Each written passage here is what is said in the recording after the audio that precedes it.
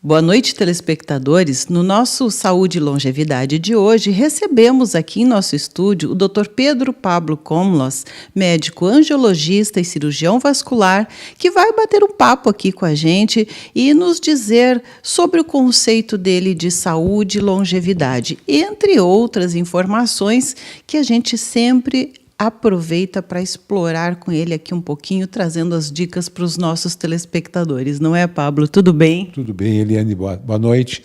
É um prazer estar aqui contigo e falar para os seus telespectadores a respeito dessa especialidade, que é a cirurgia vascular, que desperta tanta curiosidade.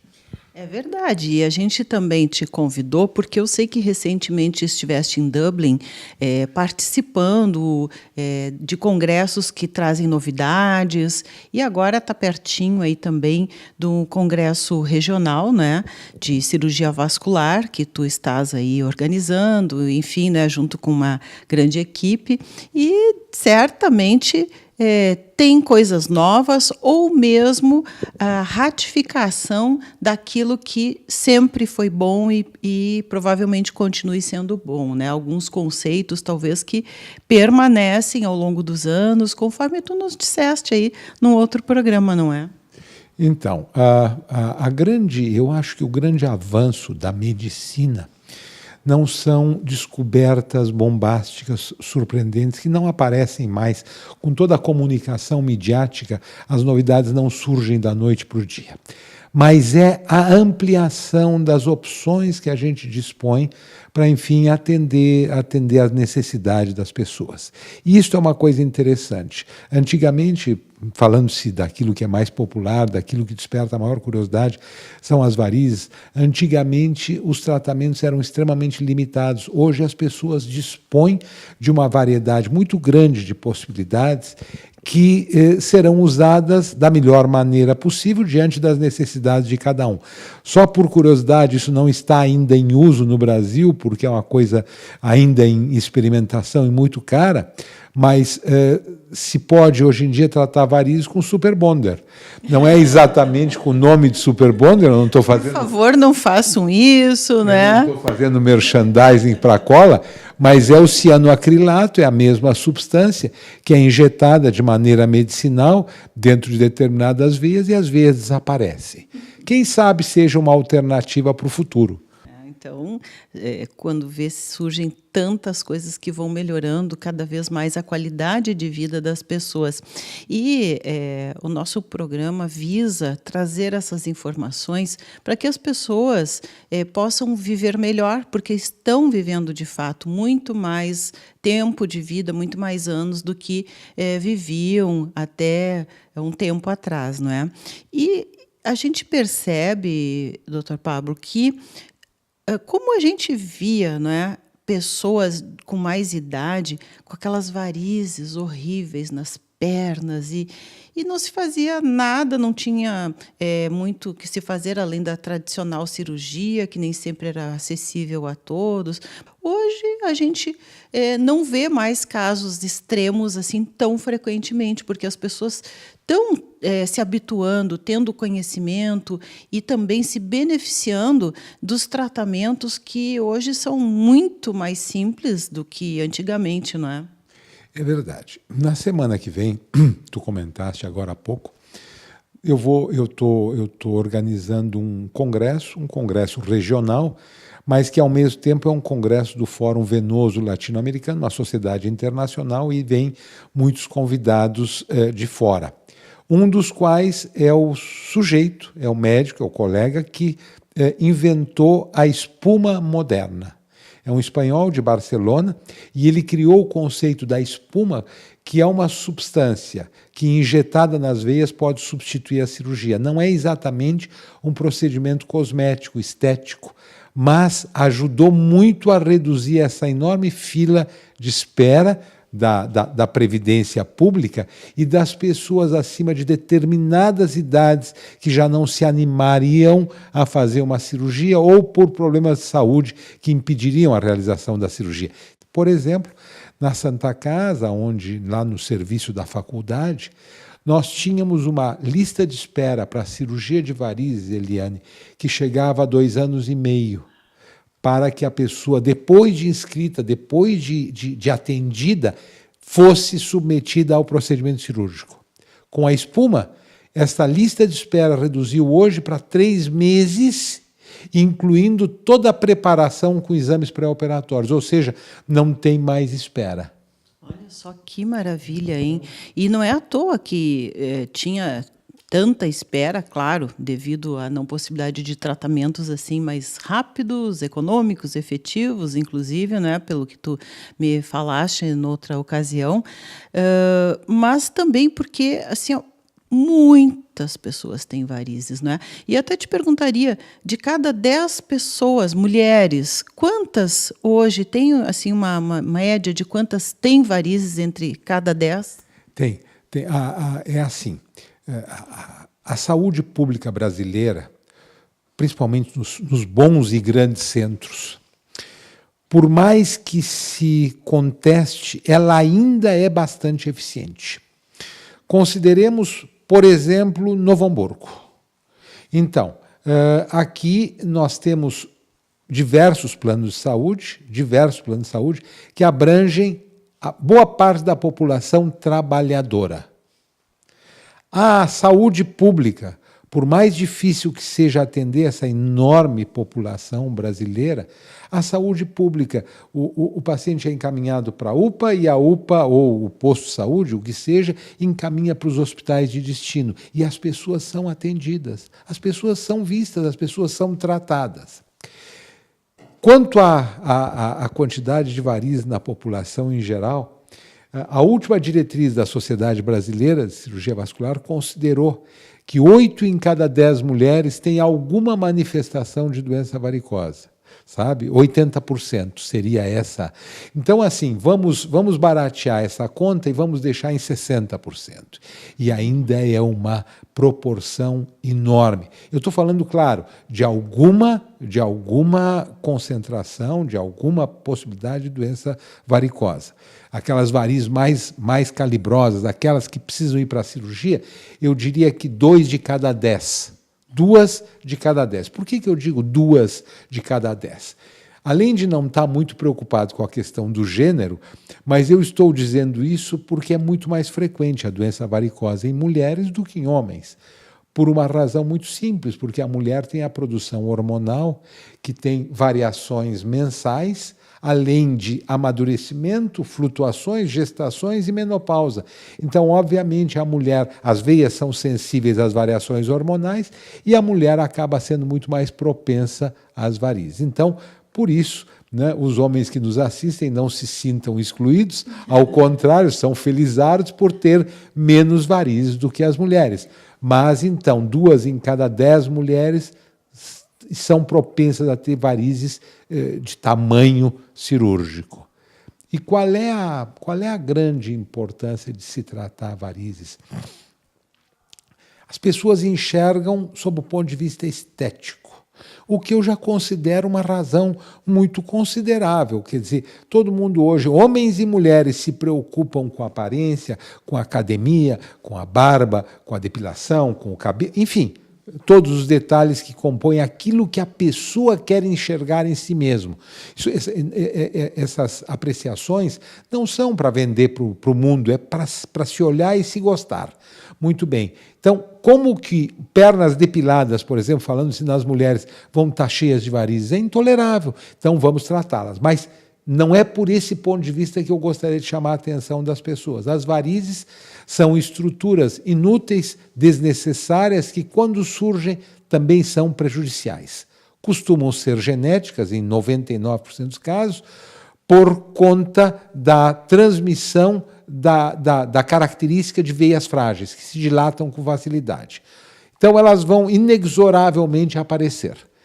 E essas varizes que estão sobrando, desnecessárias e que passam a causar prejuízo. Quais são os prejuízos? Primeiro, sintoma. Primeiro o estético, depois sintomas. Depois, então, podem vir tromboses, embolias, consequências desagradáveis e, por fim, inclusive feridas que abrem, são as famosas úlceras varicosas. Então, eu acho que as varizes devem ser tratadas. Simplesmente devem ser tratadas como qualquer enfermidade, com naturalidade, com prazer, porque ajudam também na estética. É verdade, tudo na nossa saúde que está em desacordo e que negligenciamos vai acabar dando problema mais cedo ou mais tarde, não é?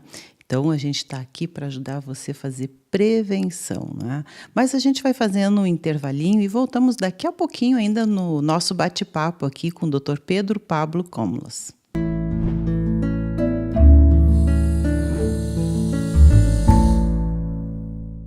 Estamos de volta hoje conversando com o Dr. Pedro Pablo Komlos, que nos falava há pouco da questão das varizes, dos tratamentos, das causas, enfim. E agora, Dr. Pablo, eu gostaria de falar algumas coisinhas assim que eu creio que são importantes.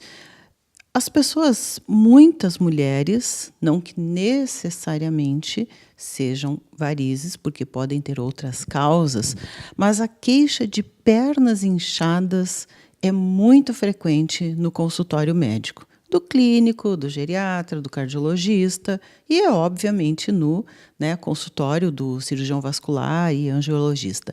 Então, gostaria que o senhor falasse um pouquinho sobre a questão das pernas inchadas. É uma pergunta muito interessante, Eliane. É uma pergunta muito interessante. Porque assim, eu chamaria, em primeiro lugar, de pernas gordinhas, que são coisas distintas. Pernas inchadas é uma instituição muito rara. O que a gente encontra é uma perna inchada. Então, aí sim, aí é uma patologia. Normalmente algo está errado. Então é assim, a primeira pergunta que a gente faz para essas pessoas é desde quando? E as pessoas respondem habitualmente, olha, faz muito tempo. Segunda pergunta, se alguém na família é assim, minha mãe tem, sabe? E essa costuma ser a resposta. Então, existem situações em que as pessoas nascem com a propensão a ter, não são nem as pernas, são os tornozelos mais frequentemente, mais roliços, se tu quiseres. Então, aí não existe enfermidade, a gente investiga, faz os exames, não existe enfermidade normalmente, é uma característica física e as pessoas, então, são solicitadas a fazer atividade física, diminuir o peso que a gente vai adquirindo com o passar dos anos, inevitavelmente, e muito pouco de medicação, porque é uma característica. Agora, para quando há realmente edema, que é o nome do enxume, das pernas inchadas ou pernas edemaciadas, aí se deve fazer uma investigação e existem várias coisas a se preocupar, inclusive, eventualmente, algum problema renal, por que não? Mas mais habitualmente alguma sequela de alguma coisa anterior, de uma flebite, e que se pode tratar e realmente vai ficar muito bem. Para as pernas geneticamente gordinhas, bom, aí a gente precisa conversar e precisa ver. A grande dificuldade que as moças normalmente comentam é o uso do sapato, né? Que é o que mais atrapalha, porque não dói. Não atrapalha em nada, é o uso do sapato, mas eu não posso botar minha perna, sabe? A principal limitação. Então, e claro, a gente entende, mas é difícil às vezes explicar que isto faz parte de uma característica. Doutor Pablo, drenagem linfática ajuda, não ajuda? É mito, é realidade? Porque isso é uma coisa que a mulherada toda faz, pelo menos, né? Então, quero saber de ti, né, sobre a tal drenagem linfática. Pois eu acho que no meio de tantas propostas cosméticas duvidosas, a drenagem linfática é uma coisa muito interessante. Como de resto, toda a massagem feita adequadamente, bem feita, é muito interessante para diminuir volume de extremidades. Porque é o seguinte, o líquido é recolhido das extremidades, principalmente dos tornozelos e dos pés, por uma circulação, por dois grupos circulatórios, os linfáticos e as veias, que recolhem o que sobra e trazem de volta ao centro do corpo para ser metabolizado. Os linfáticos carregam água, gordura e anticorpos. São vasos da grossura de um fio de cabelo. E as veias trazem o sangue venoso com os catabólitos, com as substâncias de degradação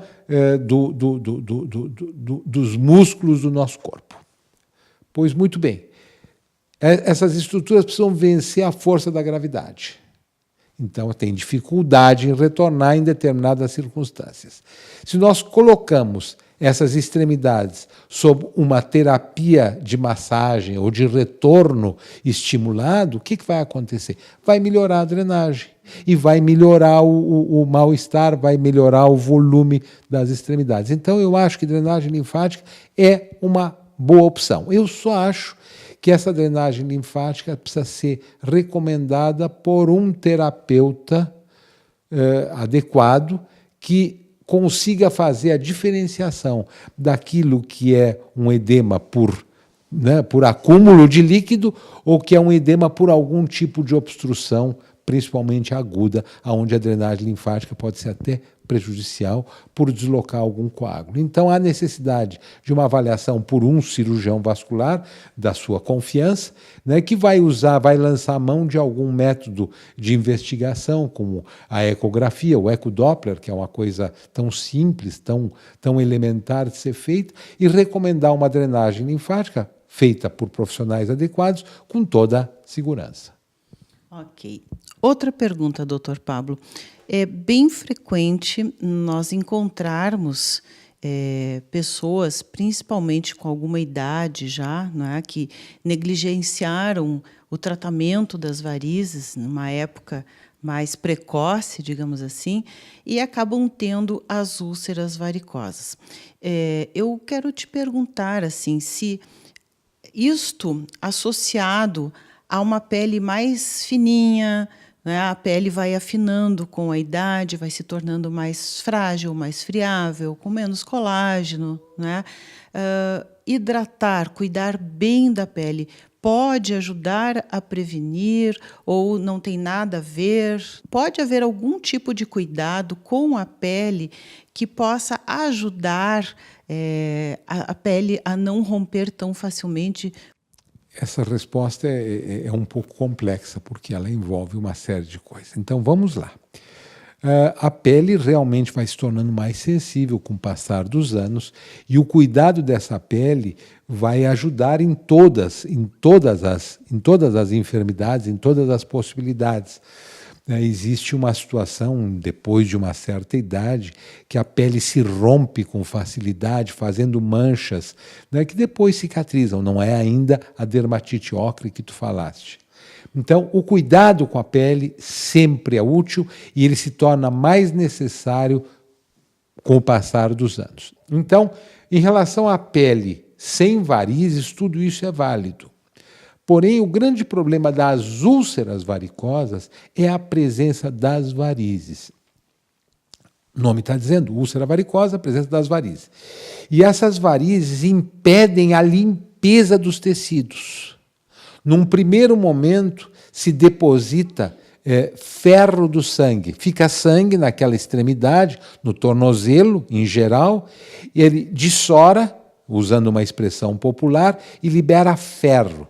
E o ferro, então, confere àquela região uma cor ocre. Ocre é cor de ferro. E vai escurecendo, e vai ficando marrom escuro, vai ficando preto. Com isto, o tecido celular subcutâneo, o tecido que fica embaixo da pele, ele fica igualmente preto e duro. Com isso, perde a vitalidade. Perdendo a vitalidade, um encostão, uma coçada, e pode abrir uma úlcera, independente dos cuidados que a pessoa tenha com aquela região. Ainda mais se vai com a unha que tem bactérias, Se tem bactérias também na pele, que nós temos milhares, pronto, para ter uma infecção ali é um pulinho. Está feito, o pulinho. Então, aí, por isto, mais uma razão para que se faça o tratamento das varizes de forma precoce, para evitar que se chegue a esse ponto. Porém, existe uma terceira situação, que são as pessoas que têm uma característica genética, não necessariamente hereditária, mas genética, de abrir úlceras sem a presença dessas grandes varizes. E aí é uma deficiência de pele que a gente tem muita dificuldade de tratar. Nesses casos todos, por o que nós falamos por último, das varizes ou das úlceras sem varizes aparentes, o tratamento com espuma é uma grande alternativa. Porque mesmo aquela úlcera estando suja e infectada, eu posso injetar espuma nas veias. E assim a gente consegue muitas vezes que essas úlceras fechem como por milagre. Porque senão o tratamento clínico é muito penoso. Arrastado. Olha só, muitas boas notícias aí, né, que o Dr. Pedro Pablo nos traz mais uma vez, e a gente vai agradecendo a ele, não é, por estar conosco aqui no nosso Saúde e Longevidade, convidando ele a de vez em quando dar um pulinho no nosso estúdio aí cada vez que vem de um congresso aí para trazer mais novidades, Dr. Pablo. Então, muito obrigada. Muito obrigado, Eliane, pela oportunidade de divulgar essas informações, que eu sei que a população que te assiste com tanta assiduidade gosta muito de receber. Igualmente. Obrigada.